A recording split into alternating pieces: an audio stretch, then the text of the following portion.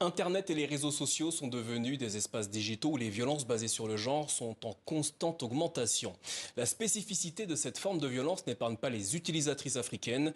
Cette réalité fait l'objet d'un documentaire intitulé #harcèlement 2.0, résilience des Africaines connectées.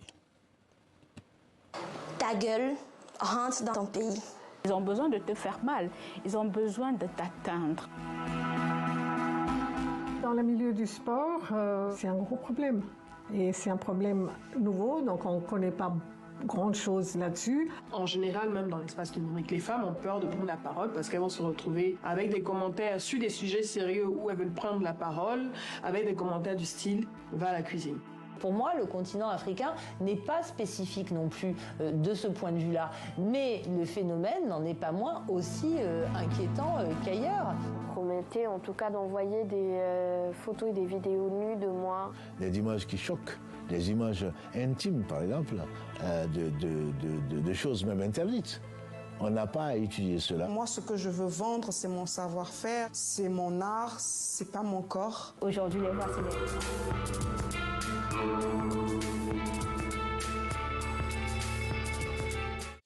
Ce documentaire est signé de la sociologue et réalisatrice tchadienne Haché Amat Moustapha. Bonsoir et merci d'être avec nous.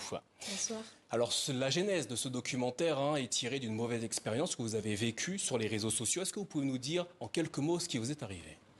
Eh bien, je me suis réveillée un beau matin avec une publication sur les réseaux sociaux de pages qui disait que j'apparaissais dans une sextape, alors que ce n'était pas moi. Et de là est parti un buzz, des repartages, des partages. Et 3 jours après, des messages qui disaient que je me suis donné la mort, que je me suis suicidée à cause de cette vidéo qui m'avait humiliée.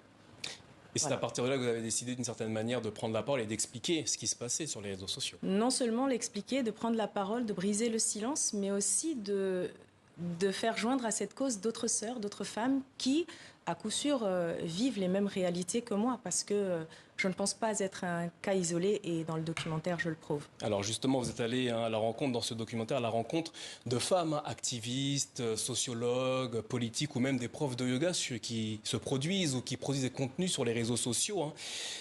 Quelle est la nature des attaques qu'elles subissent ? Elles sont multiformes. Ça peut être lié à la politique, la religion, des attaques sexistes, des attaques sur le physique. Ça n'a pas de limite en fait. On peut se prendre une insulte ou une menace de mort, de viol, qui peut se matérialiser dans la vraie vie aussi pour certaines, pour un rien.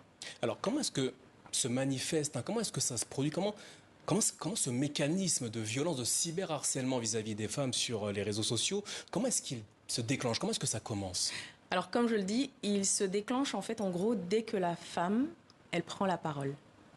Dès que vous parlez d'un sujet, qu'il soit politique et surtout aussi sportif ou même culturel en fait, quand c'est une femme, très souvent dans la partie africaine, vu que c'est le patriarcat et qu'on n'a pas trop l'habitude de donner la parole à la femme, et que la femme n'est pas censée trop parler, on vous rappelle votre place des femmes avec des commentaires qui commencent très souvent de manière très simple avec du « va à la cuisine » comme vous l'avez vu, ou le plus grave c'est tu n'as rien à faire ici, on devrait te museler, on devrait te tuer » ou même des cas de menaces de viol. Ça c'est vraiment, et les gens ne s'en cachent pas sur les réseaux sociaux. Alors je vous propose que l'on regarde ensemble un extrait, les témoignages des femmes que vous avez interrogées. En tant qu'artiste, en tant que femme, on est souvent en proie au cyberharcèlement de plusieurs manières. Et moi, en tant qu'artiste, c'est généralement sur les réseaux sociaux, à travers les posts, les commentaires des gens. J'étais victime d'un individu. Comme il voyait que je ne répondais pas, il a commencé par des attaques. Depuis le coup d'État au Niger, j'ai commencé à parler politique. C'est là vraiment que j'ai commencé à recevoir une vague de trolls sur ma page. On a créé un faux compte à mon nom et on envoyait, on promettait en tout cas d'envoyer des photos et des vidéos nues de moi en contrepartie de 200 dirhams.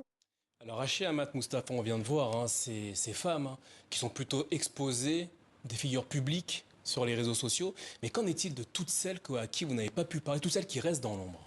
Celles qui restent dans l'ombre, c'est aussi celles qui sont invisibilisées aussi. Elles ont peur de prendre la parole. Certaines ont peur de la honte, parce que vous savez, il y a la honte, et la psychologue dans le film, Madame Vivette Sobni, l'explique clairement. Il y a la question de la honte, et puis surtout dans les sociétés où la sexualité est taboue, on n'en parle pas. Il y a beaucoup de questions de vidéos, comment est-ce qu'on appelle ça, le revenge porn, ou des sextapes, ou des vidéos qui fuitent. Et donc ces femmes-là, pour certaines, comme il n'y a pas de cadre, comme elles ne savent pas où aller pour dénoncer ces abus-là, elles ne savent pas qui va pouvoir les soutenir, elles décident de garder le silence. Et pour certaines... Alors justement, comment briser ce mécanisme? Comment inverser cette charge de la honte alors qu'a priori ce sont les victimes, ce sont elles les victimes?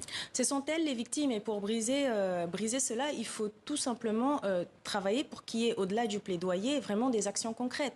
Quand on pousse les femmes, par exemple dans ce documentaire, à leur dire que voilà, des femmes comme Haché, des femmes comme Oumindour, des femmes comme Kadaria Ahmed sont aussi victimes, c'est pour dire vous n'êtes pas seules. Vous n'êtes pas seul, ça arrive à toutes les femmes. Ne dites pas que vous êtes rien. Mais derrière, quand une femme, une victime, on va dire ça comme ça, quand elle brise le silence, il faut que derrière, il y ait de quoi l'écouter. Il y ait une structure d'écoute. C'est une des questions que vous soulevez dans ce documentaire. Est-ce qu'il y a les structures nécessaires pour recueillir la parole des victimes de cyberharcèlement sur le continent? Pas beaucoup, c'est ce qui en est ressorti. C'est ce qui en est ressorti, c'est que pour pouvoir écouter les victimes, les structures manquent cruellement. Et il n'y a pas que les structures d'écoute. Il faut de la prise en charge psychosociale, parce que mine de rien, c'est quelque chose qui affecte, vous savez, ça affecte totalement. Je ne viendrai pas vous dire que j'étais bien quand ça s'est passé, même quand ce n'était pas moi. Ou même que, par exemple, la jeune dame du Maroc, la sœur Mouna, elle a été carrément menacée de mort. C'était une réelle tétanie, sans spoiler le film. Mais s'il n'y a pas de structure d'accueil, d'écoute, de prise en charge psychosociale, et que derrière, qu'on puisse traquer au niveau juridique les auteurs, et puis qu'il y ait quelque chose de concret, qui puisse répondre de leurs actes devant les tribunaux, et que la justice puisse faire son travail, on va continuer. Et avec l'intelligence artificielle, ce n'est pas gagné. Alors, à la fin de ce film, il y a un message pour conclure votre documentaire. Garde la tête haute, sois fier et reste digne. À qui est adressé ces mots? À qui se sont adressés ces mots? C'est très drôle, parce que tout à l'heure, quand je venais, ma fille m'a dit « Maman, tu peux me faire un coucou à la télé ?» Et je lui ai dit « Je ne sais pas si j'aurai le droit. » Et vous avez parlé de ce message de fin, il était adressé à ma fille. Parce que je suis originaire du Tchad. Je vis en France depuis 2020. Et depuis que je suis arrivée, je subis énormément du cyberharcèlement.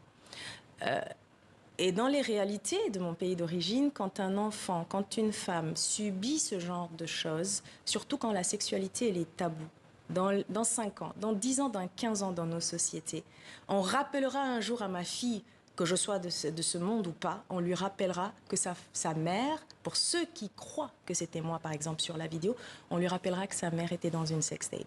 Et elle va être stigmatisée. Il y aura des clichés. Donc ce message, c'est pour ma fille, pour lui dire « J'ai brisé le silence, ce n'était pas moi, et que si c'était moi, j'ai tout le droit. » Haché Hamad Moustapha, merci.